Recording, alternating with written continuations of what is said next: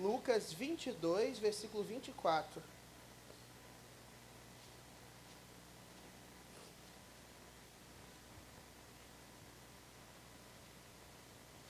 Quem achou diz, achei. Quem está procurando fala, calma, pastor. Não tem problema não, gente, calma. Alguns irmãos perguntaram e outros devem estar se perguntando. Teté está com o pai dela. É porque sempre que eu passo, é engraçado, eu chego, né? Aí eu penso, não, algum irmão perguntar, pastor, o senhor está bem? Como é que foi a sua semana? O que o senhor está precisando? Como é que foi? A primeira pergunta é, cadê a Estela? Eu falei, rapaz, está vendo? Então, Teté está com o pai dela hoje. Por sinal, já digo que eu precisei falar, pode ir, que ela tinha uma coisa para fazer, ela estava num compromisso de escala, eu falei, vai ficar com seu pai. Ela foi, muito custo, está lá. Então, nesse momento, nesse dia. É o tempo que você abrir o texto que eu estou dando essa informação, para você já estar ciente, não é possível você não abrir. Eu vou ler primeiro, depois eu faço uma pergunta, pode ser? De vez em quando eu faço a pergunta, eu leio depois. Houve entre eles uma discussão sobre qual deles, os discípulos, parecia ser o maior. Então, Jesus respondendo uma discussão entre os discípulos, sobre quem era o maior deles, diz o seguinte: os reis dos povos dominam sobre eles e exercem autoridades, e por isso são chamados de benfeitores. Mas vocês não são assim. Pelo contrário, o maior entre vocês seja o menor, e aquele que dirige, que conduz ou que lidera, seja como o que serve. Pois qual é maior? Aquele que está à mesa ou aquele que serve? Não é verdade que é aquele que está à mesa? Pois no meio de vocês sou como quem serve. Vocês são os que têm permanecido comigo nas minhas provações, algumas versões, tentações. E eu confio a vocês um reino, assim como o meu Pai confiou a mim, para que comam e bebam a minha mesa no meu reino, e vocês se assentarão em tronos, para julgar as 12 tribos de Israel. Repara que a questão que Jesus está ensinando, conversando, é porque entre eles começou um movimento de quem era maior ou menor no reino. Então, imagina, os discípulos faziam um milagre, faziam várias coisas. Deve ter começado na grande argumentação. Não, eu já tive com Jesus em tal lugar, eu vi tal coisa, eu fiz isso. E aí começou. E Jesus, escutando isso, resolve ensinar um pouco sobre essa questão de um lugar no reino. Uma posição, um espaço que é seu.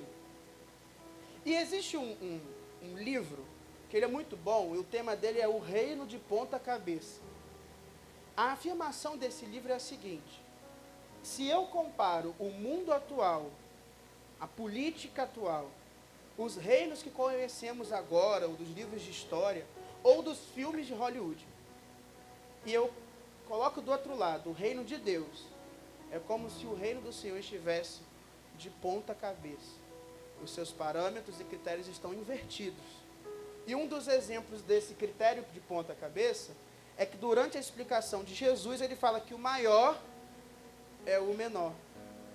O que é grande é o pequeno. Mas a gente tem ouvido sobre esse reino que temos acesso, e eu não tenho falado apenas um reino que é seu, é um reino que é nosso, e o reino de alguém que não está aqui hoje novamente sentado nessas cadeiras. E se o reino somos nós, porque Jesus já ensinou em Lucas, um pouquinho antes, né? No caso, está registrado no Evangelho de Lucas, que o reino está em nós, nós somos parte, nós levamos esse reino. O reino, ele precisa ser móvel através da igreja. Ele não é estático na pedra, mas se movimenta. Então, as pessoas que não fazem parte do reino serão alcançadas por nosso movimento. Mas, se eu te perguntar, quem é você no reino hoje? Qual é o lugar que você ocupa no reino? Se eu te desse e te pedisse mandar uma mensagem no meu WhatsApp agora, manda aí quem é você no reino, o lugar que você ocupa. Qual resposta você me dá? Qual é a argumentação do seu lugar no reino? Então eu quero que a gente converse sobre isso, o seu lugar no reino. Porque quando eu entendo o meu lugar no reino, os meus olhos também se abrem para o lugar do outro. E eu começo a perceber que existe um lugar vazio perto de mim, porque o outro ainda não ocupa. E é responsabilidade minha trabalhar pelo meu lugar e mantê-lo, mas também trazer alguém para ocupá-lo comigo. Então eu vou voltar no texto e vamos pensar quem é essa pessoa que Jesus está dizendo. O texto, quando ele fala sobre o reino atual, eu vou me referir a um reino atual como um reino simples. Um rei, um povo que trabalha, um povo que vou chamar de servos, um grupo de privilegiados, que são os nobres, e uma mesa onde o rei tem o seu banquete. Quem senta no reino do mundo comum, na mesa, para tomar o banquete com o rei? É o povo ou é a nobreza? Quem não sabe aí, ó, fica na dúvida e pensa. Quem senta com o rei é a nobreza. Quem senta com o rei são pessoas que têm status, posições elevadas. Além da nobreza, tem um outro grupo que sempre senta com o rei, que é a família do rei. O filho, que o filho de rei é... Essa todo mundo sabe, peraí. Filho do rei é... Filha do rei é... Então o príncipe e a princesa sentam à mesa do rei. O príncipe, ele é herdeiro do rei. A princesa é herdeira do rei. Então, esse é o grupo que senta à mesa de um reino comum. Pessoas importantes com títulos importantes. Títulos conquistados por quê? Porque herdaram de seus pais, porque são donos de terra, de poder. Então, basicamente, sentam na mesa do rei pessoas poderosas. E sentam à mesa do rei a sua família. Esse é um mundo padrão. Só que quando Jesus ele apresenta o reino de Deus, o reino de seu Pai, ele diz que, ele coloca uma prerrogativa de que os maiores desse reino são os menores. E os que lideram são servos. Se os maiores do reino são aqueles que servem, Jesus está dizendo que essa coisa de nobreza no reino de Deus não é igual a esse mundo, pelo contrário. A mesa é ocupada pelos que servem. Logo, no reino de Deus, essa mesa tem pessoas que são as maiores porque são pequenas e lideram porque são servos. Quem, nesse mundo, conseguiria equilibrar o título de herdeiro e posição de mesa, ao mesmo tempo que dobra a camisa para trabalhar? Quem pode, ao mesmo tempo, ter o status de fazer parte da mesa e, ao mesmo tempo, trabalhar? Eu fiquei pensando nisso. Eu cheguei à conclusão que, se você afirma que o seu lugar no reino é um lugar de nobreza, de quem tem poder, porque tem um ministério, porque tem tempo de casa, ou por algum motivo desse, mas você não trabalha, não está dentro desse texto bíblico. Porque ele diz, ó, versículo 26, nossa métrica aqui está sendo o versículo 26, se puder colocar aqui, versículo 26, que o maior é menor e o que lidera serve. Se você só tem poder e não serve, se você só tem título e não serve, é uma nobreza, como esse mundo diria, você não está nessa mesa. Mas a pessoa que está nessa mesa não é apenas um servo esquecido. É alguém que serve, mas tem algum olhar especial. E aí eu cheguei à conclusão, rapaz, quem são as pessoas que chegam juntos com o dono, com o rei, sentam e compartilham da identidade do rei, mas também trabalham? Descobri o termo para isso. O termo se chama filho. Porque se você olhar um empreendimento de uma casa, os filhos chegam juntos com o empreendimento da mãe ou do pai. Eles sabem que aquilo é dele de alguma forma, porque está na família. Mas eles trabalham como às vezes nós esperamos que trabalharia um assalariado, um empregado. Eles trabalham na coisa mais simples, como limpar o chão, como abrir e fechar, como ir no supermercado, como marcar uma agenda, como carregar um peso. Ao mesmo tempo que quando ele está lá, as pessoas olham e falam, olha, fulano é filho ou filha do dono. Então a única forma de equilibrar ser servo Ao mesmo tempo que sentar à mesa é se eu for filho. E aqui eu já tenho um pequeno problema na nossa sociedade. Nós estamos acostumados a ver pessoas que querem ser nobreza. Qual é a característica da nobreza? Só ver qualquer filme.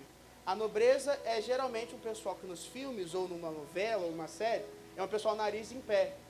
E a característica dessa nobreza à mesa é ser servida. A nobreza senta numa posição aonde ela quer ser servida, receber. Então existem pessoas que querem que a sua posição no reino seja uma posição de nobreza, só receber. E essa característica de receber no reino tem feito uma geração de consumidores do reino. E pessoas que são consumidoras no reino esperam receber não por esforço, não porque ela participou, mas porque ela é nobre. E muitas vezes as igrejas têm sido constituídas, ou, eu vou melhorar esse termo, os espaços onde a igreja se reúne também está compartilhado de pessoas que só recebem. Nobreza, é a nobreza do reino de Deus. A nobreza do reino de Deus, classificando, é o pessoal que não trabalha. Pelo contrário, no máximo, ela organiza um grupo para que trabalhe, para que ela fique sentada, observando o trabalho. No máximo, ela junta um grupo de pessoas que está servindo o reino, e quando olha para esse nobre que deveria ter uma posição de destaque, olha, poxa, por que fulano não está aqui? E geralmente a desculpa é, mas eu mereço estar sentado. Eu mereço estar na posição de nobreza. Eu faço algumas coisas que me permitem estar sentado. E quando nós trazemos esse comportamento para dentro do ser igreja e ser reino de Deus, eu corro o perigo de pessoas se acomodarem em algum tesouro que ele ajuntou, uma carreira espiritual ou uma carreira gospel, uma carreira dentro do ser igreja. E aí qual é o problema, queridos? É que esse grupo de pessoas é o grupo que senta para questionar coisas pequenas, não é o grupo que senta para resolver. Então a gente tem que tomar cuidado com esse costume, porque nos filmes essa nobreza senta para falar, o frango passou do ponto. Não é o grupo que perguntou, o que houve com o frango? A salada está muito ácida, mas por que a salada está ácida? Esse tempero. Mas o pior, o filme é assim, ela recebe no prato, olha com desdém quem serve, e quando o servo se afasta, ela reclama com outro nobre, está vendo? Olha esses pratos aí. Esse reino não é o reino do Senhor. Logo, se esse não é o reino de Deus, nós não podemos ser reino dessa forma. E eu não estou falando, querido, que você é reino dessa forma. Mas ser reino dessa forma é um convite muito próximo. É assim, de vez em quando nós somos, sem querer, essa pessoa que senta e fala, não, eu mereço estar aqui sentado e só receber. É um convite, sabe? Você já fez tanto por esse reino, você sacrificou tanto. Então eu lembro, uma vez eu estava na rua, aí amigos meus antigos, né, me encontraram. E aí falaram, você está pastoreando uma igreja? Eu falei, estou, está sendo bênção. Que bom que você está lá, você está abençoando e tal. Vi até, e aí essa pessoa que falou vi até, eu senti um tom de, eu vou usar um termo de deboche para poder ser suave. Vi até que você estava lavando a igreja, né? Eu falei, sim, o papel do pastor é servir com a igreja. Aí a pessoa ficou meio sem graça assim. Mas quase que ela disse assim, seu papel como pastor não era fazer isso. Ou então tem algo errado com o seu pastoreio, você está servindo, limpando. Mas essa é a mentalidade da nobreza do reino. Uma nobreza do reino acredita que servir a mesa não é para ela. A nobreza do reino é a mentalidade de que dar ordens é para ela. E aí Jesus fala, cuidado com aqueles que dominam hoje, porque no reino não há domínio. Então eu não posso ser nobreza. Mas tem um outro problema também. Eu tenho o outro extremo. Eu tenho na igreja um grupo de pessoas que servem de forma alucinante às vezes. Irmãos que servem ao reino com tudo que tem, mas muitas vezes não tem tempo para sentar à mesa. Porque no reino de Deus o servo senta à mesa. No reino de Deus o servo trabalha, serve, entrega, mas também participa na mesa. Não é um serviço que o retira dessa identidade. Pelo contrário, no reino, Jesus disse que ele é servo. Ele pergunta: vocês não fazem parte da mesa? Pois no meio de vocês eu sou como quem serve. E esse é um problema, porque hoje em dia a gente tem falado muito sobre o trabalho excessivo dentro da comunidade de fé, dentro da igreja, o servir de forma exagerada. A gente tem falado às vezes sobre um ser ministério igual a Marta, não a pastora Marta, que eu sempre tenho que diferenciar, senão o pessoal fala: ih, pastora Marta. A Marta que Jesus cita na Bíblia da música Boa Parte, Marta, que trabalhou tanto que não teve tempo de sentar, da presença. E hoje eu tenho muitas vezes isso. Pessoas que aprenderam, que entenderam, servir de todas as formas, não que seja errado servir. Mas o serviço não tem sido também algo que gere vida, presença, relacionamento na mesa. É servir por servir. Então, muitas vezes, quando eu falo sobre Deus, se eu pedir, liste as características do Deus que você tem. As pessoas não descrevem muitas vezes como alguém amoroso, perto, íntimo, do meu dia a dia, com quem eu compartilho as coisas simples. Muitas vezes compartilho um Deus grande, poderoso, o meu Senhor, mas muitas vezes parece também descrever um Deus que distante, deixou uma cartilha de coisas para eu fazer. E as pessoas se satisfazem no serviço, e devem satisfazer, mas não sentam à mesa. Então eu tenho distúrbios de identidade nos extremos. Como sentar à mesa e servir? Como entender uma posição com Deus, mas que não me tira da ação do serviço? E eu cheguei à conclusão que esse reino, essa posição, tem que ser uma posição de filho. O reino de Deus, e a Bíblia vai apontar isso, eu queria te convidar a abrir Romanos 8,14. Texto conhecido esse, você vai ver. Ele não chama apenas servos, ele chama filhos.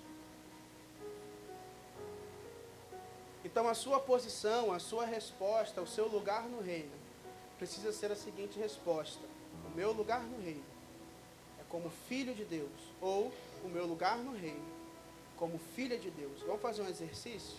Exercitar essa identidade? Eu vou perguntar assim, qual é o seu lugar no reino? Aí os rapazes vão falar filho de Deus e as moças filha de Deus, tudo bem?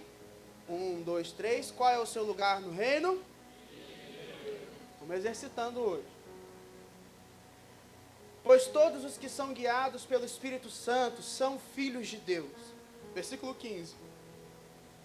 Porque vocês não receberam um espírito de escravidão para viverem outra vez com medo, mas receberam um espírito de adoção, por meio do qual clamamos. Versículo 16, você conhece, que a gente usa muito. E o próprio Espírito confirma em nosso espírito que somos filhos de Deus. E aí versículo 17, para fechar a sequência. E se somos filhos, olha que interessante. Se eu sou filho de Deus, eu sou herdeiro de Deus. E se eu sou herdeiro de Deus, eu sou co-herdeiro em Cristo, se com Ele sofremos, para que também com Ele sejamos glorificados. E é interessante que lá no texto de Lucas, mas fica aqui em Romanos comigo, Jesus disse que vocês são aqueles que permaneceram comigo nas minhas tentações. Então essa característica do filho é a permanência com Jesus, que é filho. Mas esse texto, ele afirma, acho que 4 vezes, nessa sequência. Cada versículo afirma que você é filho. É filho porque é guiado pelo Espírito. É filho porque o Espírito testifica da sua adoção. É filho porque o Espírito fala no seu espírito. Você é filho de Deus. E ele fala que como filho eu sou herdeiro, co-herdeiro com Cristo e herdeiro de Deus. Essa afirmação é sobre um filho que faz parte dessa mesa. Só que nós temos um problema às vezes na nossa sociedade. O problema da nossa sociedade é que Deus ele fala que é o nosso Pai. Jesus afirma que Deus é Pai. Só que muitas vezes não sabemos ser filhos de Deus. Não sabemos como ocupar esse lugar à mesa. Não sabemos como ocupar essa identidade. E muitas vezes achamos que ser filho é algo totalmente diferente do que vivemos. Então eu já te respondo que o seu lugar no reino não é um lugar de uma nobreza que é servida, como se houvesse pessoas que sentam para ser servidas. Não é também o lugar do serviço sem a presença e o relacionamento, sem a identidade. Não é apenas um grupo de escravos comprados, mas não é também uma nobreza de um status. Mas um equilíbrio no meio, são filhos que têm a identidade de Deus neles porque eles foram adotados. E uma vez adotados, eles entendem que participam com Cristo. Eles entendem que não são apenas mesa, não são apenas servo, mas são uma conexão disso tudo. Porque o filho coopera com o pai. O filho participa com o pai. E o filho recebe essa mesma identidade do pai. Amém? Tá com um cara que acabou, não tá tipo assim, poxa, o pastor foi curto hoje. Ele deu a resposta em lugar como filho, só que eu tenho outro problema. Um problema secundário é que eu te dizer que o seu lugar é um lugar de filho, não responde tudo. Porque sobre ser filho e filha nós sabemos. Sobre sermos filhos e filhas de Deus, nós temos essa informação há muito tempo. Na verdade, essa questão desse RG espiritual, de uma paternidade em Deus, ela é conhecida. Só que não é apenas conhecido que é o esperado na igreja e no reino. É ser vivido. É ser parte do que somos. E eu estava pensando assim, tudo bem, Deus, eu entendo que o meu lugar no reino é um lugar de filho. Mas é possível eu ser filho e ser filho errado? Eu ser filho e ser filho errado? Então, é possível que eu entenda qual é o meu lugar. E estando no meu lugar, eu viva esse lugar errado? Estão entendendo a pergunta? Porque se fosse só sobre ocupar o lugar, estava tudo resolvido. Mas tem como eu ocupar o lugar e ainda assim ocupar errado? Tem. Tem como eu ser filho, tem como ter uma promessa sobre a minha vida, de vida abundante, como diz João 10:10. Mas eu descrever diariamente uma vida comum. Eu já falei sobre esse texto algumas vezes, até preguei sobre. Mas eu acho que a melhor ilustração das duas possibilidades de um filho ainda é a parábola de Lucas 15 do filho pródigo. Porque a parábola de Lucas 15 do filho pródigo fala de dois filhos. Um filho peca e decide, mesmo sendo filho, eu vou para distante do meu pai. E distante do pai, ele passa por um momento onde todas as pessoas que ele tinha perto queriam coisas dele, até o momento que ele não tem mais nada para oferecer. Quando ele não tem mais nada para oferecer, as pessoas se afastam dele. O outro filho, que é o mais velho, ele permanece em casa o tempo todo da história, e ele se mostra uma pessoa muito trabalhadora. E aí é interessante porque quando eu estava orando sobre esse texto, pensando, poxa, mas Jesus, foi rápido, né? Eu estava pensando, pô, já sei meu lugar, falei, o pessoal vai falar amém. Eu vou perguntar quem quer sentar no lugar de filho. Um grupo vai dizer sim, eu vou me posicionar e acabou, só isso. E aí eu comecei a sentir assim, mas só saber e sentar não é suficiente. Eu falei, não é possível. E aí olha que loucura a expressão. Eu fiquei imaginando o que seria de uma noite minha, eu, sentado no sofá com uma pessoa que eu gosto, por exemplo, Estela. Vamos ficar sentados uma noite de 18 a 22 horas no sofá, eu e ela, um do lado no outro. Fazendo o quê? Nada. Somente sentados. Tenta imaginar isso. Então tenta você também pensar, você sentado com alguém que você gosta muito, só sentado no sofá. Só sentado. Você está ocupando um lugar, sim ou não? Sim. Você está perto, sim ou não? Mas se eu estou sentado só parado, não está tendo relacionamento. Então, quando eu pensei isso, eu falei, então não é sobre apenas estar no lugar, é o que eu faço no lugar de filho. E é bonito entender que o que eu faço no lugar de filho impacta diretamente com o que eu faço no lugar de irmão. Porque se eu for um filho saudável de Deus, eu também sou um irmão saudável. Então, às vezes, a minha relação com o próximo, ela pode estar parada, porque a minha relação com Deus também está diferente. Nós escutamos muito, às vezes, sobre como buscar Deus. Tem uma música que canta assim, o que fazer, Desafinei bonito, tá? Esquece essa parte. Vou de novo. Não vou de novo, eu vou desafinar de novo. O que fazer, o que dizer quando ele vem? Aqui. Não é ali, não é lá, mas é aqui. É uma ótima pergunta. O que fazer no lugar de filho? Porque eu tenho um filho, que é o mais novo, que ele sentava à mesa, mas ele quis o que a mesa podia servi-lo. Pegou as coisas dele de mesa, juntou e saiu. Foi para o mundo. Aí lá, as pessoas fizeram com ele o que ele fez com o pai. Ele foi para o pai e falou: pai, eu quero a minha parte. O pai deu. E aí ele foi para o mundo, as pessoas foram pegando. Assim como quando o pai deu a parte dele para ele. Ele, ó, gostou do efeito? Foi embora. Os amigos dele fizeram a mesma coisa. Porque da forma que ele acabou tratando o pai, as pessoas ao seu redor o trataram. Se ele via o seu pai como alguém que ele tinha coisas, as pessoas acabaram olhando para ele da mesma forma. As coisas dele acabaram. E agora? Quem nesse mundo receberia uma pessoa de volta sem nada? Aí ele lembra: o meu pai lá tem servos. Eu vou voltar para trabalhar com meu pai. Então ele não voltou com a ideia de sentar à mesa. Ele voltou com a ideia de trabalhar.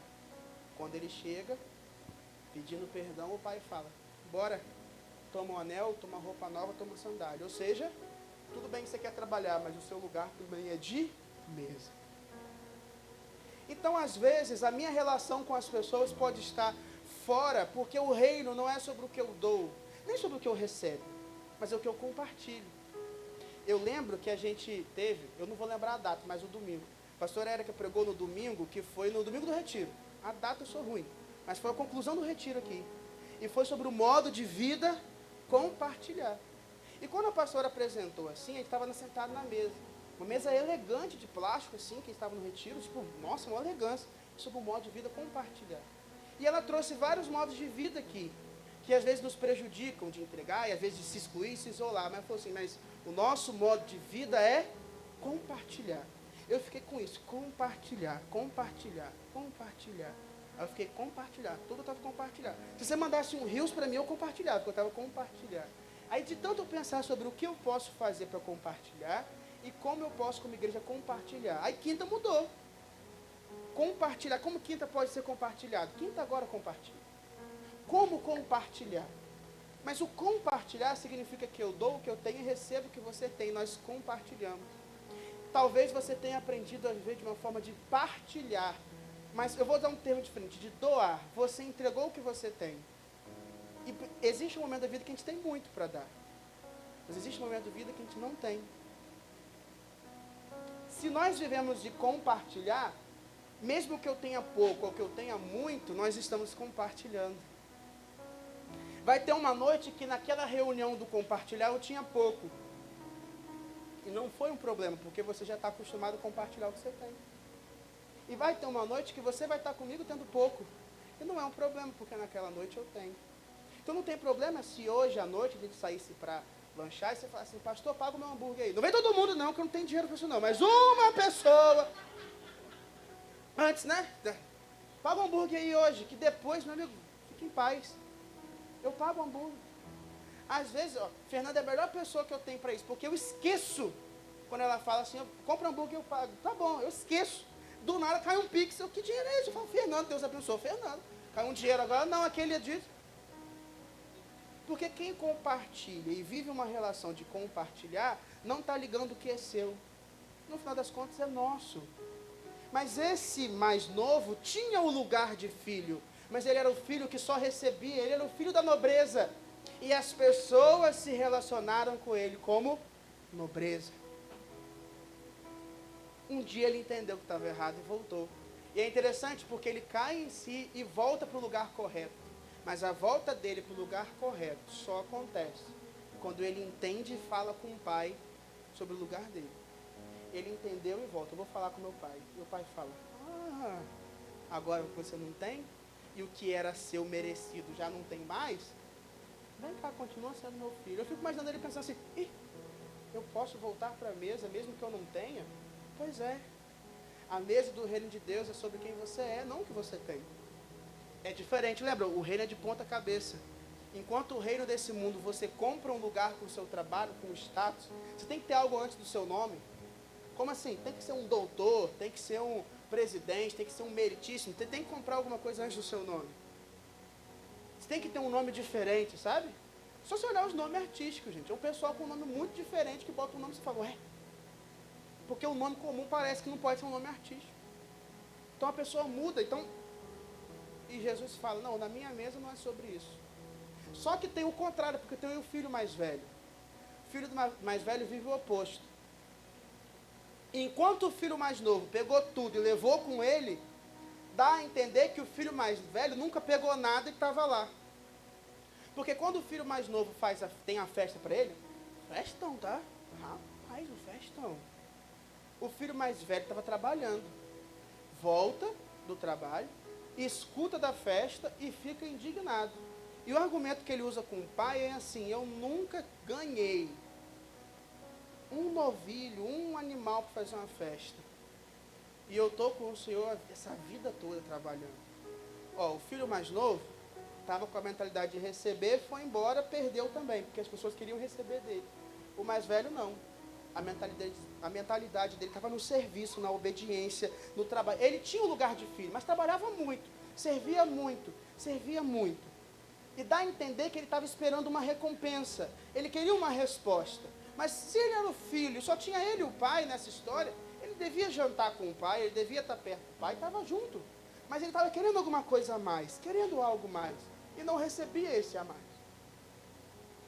De repente, o filho que nem merece recebe. E aí pronto.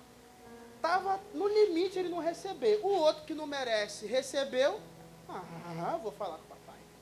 E ele vai revoltado. Ele usaria o famoso, isso aí mata as mães, eu sei. O pisa forte pela casa e o bate porta. É a soma, né? Quem pisa forte, bate porta. As mães já ficam assim. Geralmente é na saída, a gente não tem coragem de fazer isso na vinda. Repara, o filho não tem coragem de vir pisando forte, batendo. A maior coragem que ele tem é, terminei, já deu ruim, mas eu vou. Pá! Porque a mãe só olha, entendeu? Que você olhar perto, dá ruim. Ele chega para o pai revoltado e fala, poxa pai, isso tudo eu trabalho, nunca recebi nada. E aí o pai fala, mas tudo que eu tenho é seu. Você já tinha. Como ganhar o que já é seu? Como que eu te dou o que já é seu? Ou seja, como que Deus vai te dar mais por sentar na posição de filho, se você já é filho? Pode ser que a mesa tinha toda noite o novilho. Só que a festa desse filho mais velho não contemplava o pai. A festa estava preparada toda noite. O pai nunca disse que não podia ter festa. O pai nunca disse que não podia ter celebração. O pai nunca disse que não podia ter conversa. O pai nunca limitou. Mas ele achava que tinha que celebrar de uma forma diferente, tinha que receber. Talvez porque ele queria ouvir um dia assim, hoje é uma noite especial, porque eu dou essa perna de frango ao meu filho que trabalha. Talvez o problema não era ter, era ser reconhecido que faz. E esse reconhecimento a mais, o pai não entregava. Ou ele não entendia que tinha. Aí eu te pergunto, o filho mais novo saiu da cadeira, se perdeu e voltou. Mas o filho mais velho estava na cadeira. Ele estava no lugar. Mas ele estava no lugar e ainda assim era infeliz no reino. Porque estar no lugar não quer dizer que você está usufruindo do lugar. Estar no lugar não significa que você está tendo o que é bom. Você pode estar sentando no lugar, vou usar um termo que todo mundo sabe, num rodízio de bênçãos.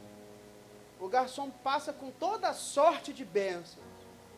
E você fala, não. Você está deixando passar. E aí sempre tem um, meu amigo, que faz muito tempo que não está nesse rodízio de bênção. E esse que não está há muito tempo no rodízio, você pode reparar, que quem chega com fome no rodízio satisfaz. Quem chega com sede. E aí esse que estava muito tempo fora, chega com sede, com fome, queria pouco, recebe, ele é muito feliz. E quem estava sentado à mesa fala, garçom, eu estou aqui há tanto tempo e nunca tive isso para mim. A infelicidade dos filhos de Deus a insatisfação dos filhos de Deus, a inércia dos filhos de Deus, a identidade partida de filhos de Deus. Nós estamos vivendo uma geração de filhos presentes ausentes com Deus. Se muitas vezes dentro de casa nós temos os mesmos problemas, pais ausentes vivos, mães ausentes vivas, filhos ausentes vivos, no reino o pai nunca está faltando, o pai está sempre presente, mas eu tenho filhos que estão de olhos fechados para essa presença, e isso tem gerado problemas. Então existem filhos que estão muito tempo distante do seu lugar, e pode ser que você esteja hoje, porque o filho mais novo, ele não era um não filho, ele era filho e saiu da cadeira. E pode ser que você esteja assim hoje. Eu sou filho, sei disso há muito tempo, mas eu estou fora do meu lugar, ó. Muito tempo que eu estou fora. E as pessoas de mim só têm recebido, só têm tirado, arrancado, até o momento que eu fiquei vazio. E essa noite pode ser o seu cair em si para voltar à cadeira. Mas eu posso estar falando para um outro grupo especial de filhos. Os filhos que estão presentes no trabalho, no serviço, na seara, no ministério, onde for. Mas é um serviço que não tem gerado felicidade nos filhos. Que tem corroído, sabe? Consumido. A conta não bate. E esse grupo de filhos não é o grupo de filhos ausentes da cadeira. Mas é o que não está colhendo o melhor dessa cadeira. São como esses filhos mais velhos. Eu cheguei à conclusão que o lugar de filho não é tudo que me determina, mas é o que eu faço com esse lugar de filho. Saber, às vezes sentar, às vezes ser chamado, não determina quem eu sou, mas é o que eu vivo em resposta, é o que eu faço quando eu me conecto a partir dessa identidade. Hoje eu estou falando para filhos. Eu estou olhando aqui, eu estou falando para filhos. E eu não estou nem colocando em xeque se você é salvo ou não. Não é essa nem a minha pergunta. Estou olhando para as pessoas que eu conheço. Pessoas que sentam à mesa. A minha pergunta de hoje, na verdade, é: qual é o seu lugar no reino?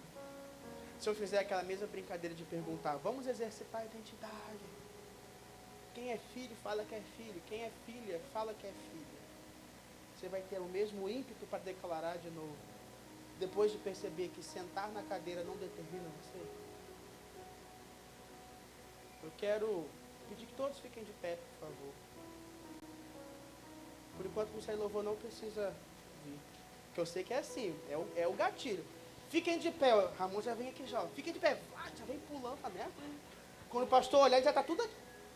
Pai, se tem uma coisa que o Ministério Louvor faz rápido, é se preparar para tocar depois do pregador. Você pode olhar, o pessoal é rápido nisso, mas por enquanto não.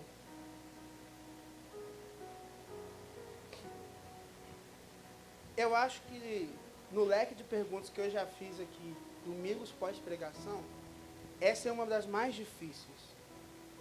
Você feche seus olhos, por favor. Eu vou te explicar por que essa é uma das mais difíceis. Quando a gente pergunta para quem não teve ou nunca teve, é mais fácil da pessoa se posicionar que quer ou não. Mas eu não estou diante de pessoas que são completamente imaturas, completamente distantes de Deus, não estou. A minha pergunta não tem nem um quê de juízo ou julgamento, não tem. Até porque eu acho que o problema não é quem entende que tem que ir mais profundo. O problema é quem entende que tem que ir mais profundo e continua sentado na areia. A minha tristeza, às vezes, no coração, não é de ver, não, fulano está tanto tempo servindo e agora ele quer dar mais um passo com Deus. Não é essa. A minha tristeza, às vezes, é a expectativa no meu coração de estar perto de alguém que eu queria poder pegar no colo e jogar no fundo da profundidade com uma relação com Deus. Mas o passo é dela. Só que eu confio muito no Espírito de Deus. Eu confio muito que o Espírito de Deus que fala comigo, fala através dos pregadores, do louvor, fala através de cada um, em vários momentos, Ele é o Espírito que nos conduz a momentos importantes. Eu queria que você tentasse imaginar uma mesa muito bonita. Uma mesa de tantos lugares e com tantas pessoas que você gosta e ama. Com pessoas que são igreja com você.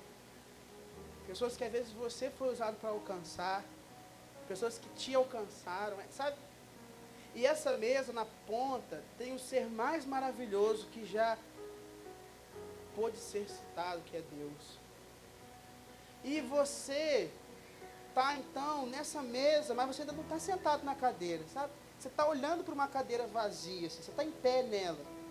Você está olhando para esse ser tão maravilhoso que é o Senhor. E você pode estar perguntando assim, pai, é para eu sentar?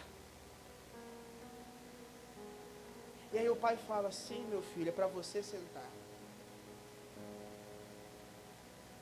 O primeiro convite para que você de olho fechado pense nessa noite é, você está de pé ou está sentado na mesa do Senhor hoje?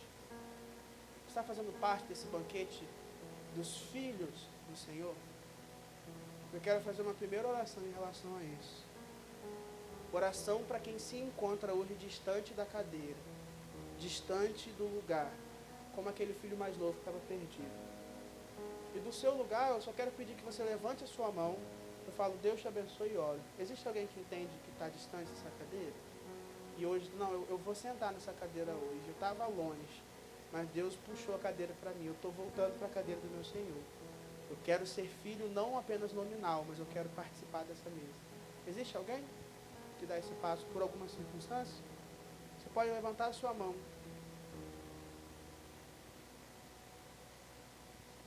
Vamos orar?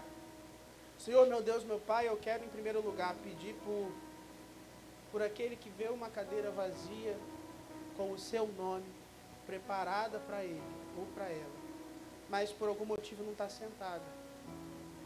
Não está sentada porque as circunstâncias tiraram ou a tiraram da cadeira.